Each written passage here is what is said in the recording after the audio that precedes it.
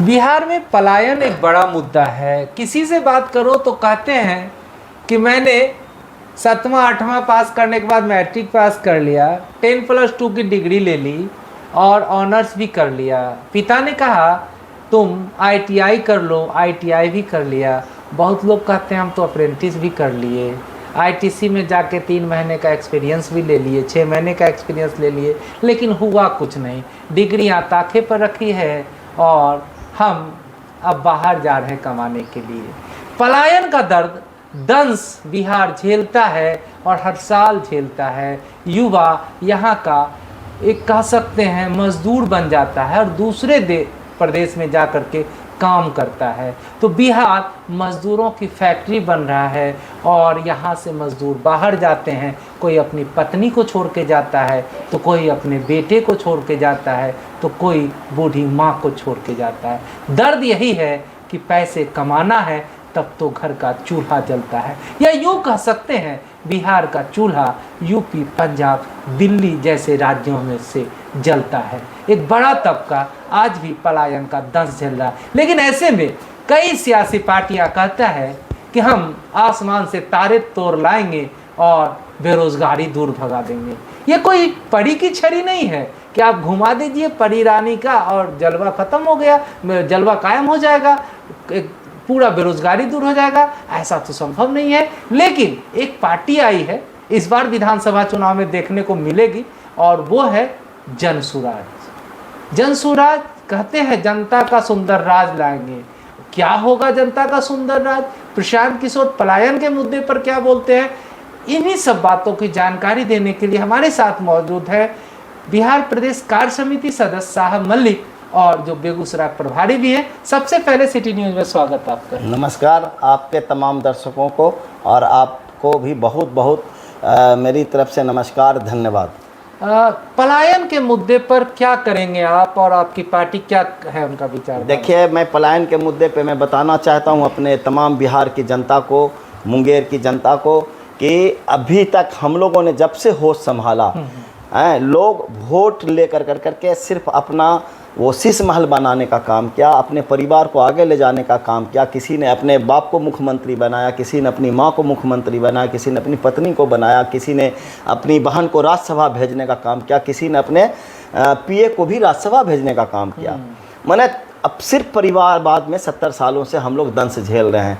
लेकिन सबसे बड़ा हम सैल्यूट मैंने करना चाहते हैं प्रशांत किशोर जी को, जिन्होंने 70 साल के बाद किसी एक लीडर ने ये समझा कि बिहार जो दंश झेल रहा है बेरोजगारी का, इसको हम कैसे ख़त्म करें। और उन्होंने बड़ा स्लोगन दिया है, और तमाम उन बड़ी पार्टियों के मुंह पे करारा तमाचा है जिन्होंने आज तक किसी पलायन के बारे में, बिहार के इस ज्वलंत मुद्दे को किसी ने नहीं उठाया। लेकिन आप अभी देख रहे होंगे कि जब प्रशांत जी ने जब पलायन की बात को करने लगे कि हम पलायन रोकेंगे, बिहार में हम रोज़गार देंगे और बिहार में उन युवाओं को रोज़गार देंगे जो कि अपने माँ बाप के भरोसे बैठे हुए हैं कि माँ बाप मेरा कमा रहा है, उसका पेंशन मिलेगा, उसके कमाई का पैसा मिलेगा, उससे हम अपना जीविका चलाएंगे।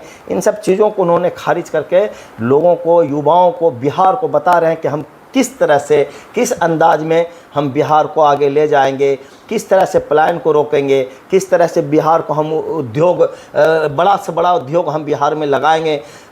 अभी आप देख रहे होंगे उन्होंने कहा कि जो सरकार अभी दारू के नाम पे जिस तरह से राजस्व का बेशुमार मिसयूज कर रही है, करोड़ों, 1000 करोड़ रुपया उसका महीने का आता है। तो बेरोजगारी कैसे दूर होगी? क्या फैक्ट्रियां लगाएंगे, गांव में युवाओं को रोजगार देंगे 10 से 15 हज़ार का, क्या वो सब? अभी हमारे सूत्रधार प्रशांत किशोर जी ने पहला सूत्र दिया है कि जितने बच्चे हैं वो हमसे आके ट्रेनिंग लें, और वो ट्रेनिंग जारी है, जिसमें अभी हम लोगों ने 1 लाख लोगों को मैंने हम लोगों ने ट्रेनिंग देने का काम किया है। उसको हम 6000 से लेकर करके 12,000, 15,000 का हम काम घर बैठे उनको हम देने जा रहे हैं, जो आसानी से अपने मोबाइल के ज़रिए वो उतना पैसा अर्जित कर सकते हैं। उसकी ट्रेनिंग चल रही है। उस ट्रेनिंग में हम बच्चों को ले जाने का और घर पहुंचाने का उसका हमने बीड़ा उठाया है। बच्चे जो हमारे शिविर में रहेंगे, जो 3 दिन का ट्रेनिंग करेंगे, उसकी सारी व्यवस्थाएं, वहाँ रहने की, नहाने की, खाने की, उसके शौचालय जाने की सारी व्यवस्था जनसुराज फ्री में दे रही है, ताकि हमारे नौजवान बच्चे स्टेबल हो सकें और एक दूसरे को मोटिवेट कर सकें। तो सबसे बड़ा पलायन रोकने का ये उन्होंने सूत्र मैंने लोगों के हाँ शुरुआत कर दिया है, सूत्र बता दिया है।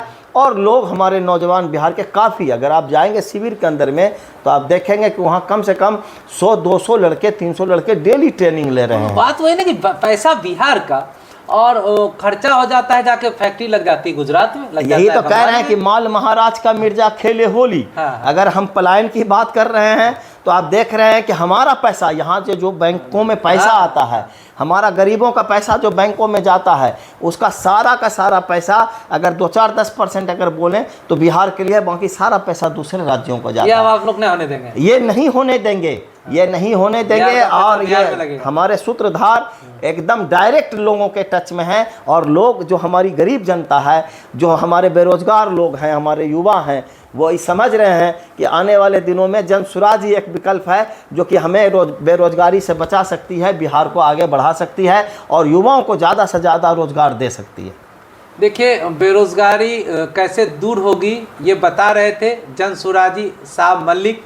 और इनका कहना भी है कि शुरुआत हो चुकी है। करें जो युवा है ना 18+ वालों को ट्रेनिंग देना शुरू कर दिए। किस चीज़ के लिए? मोबाइल से। अब मोबाइल से 6,000 से 12,000 इनको दिया जाएगा। क्रांति तो मोबाइल लाई है, प्रशांत किशोर ने इसको पकड़ा भी है। अब उनकी टीम कह रहे हैं कि लोग जा रहे हैं, ट्रेनिंग ले रहे हैं 3 दिन का। बहुत बहुत धन्यवाद।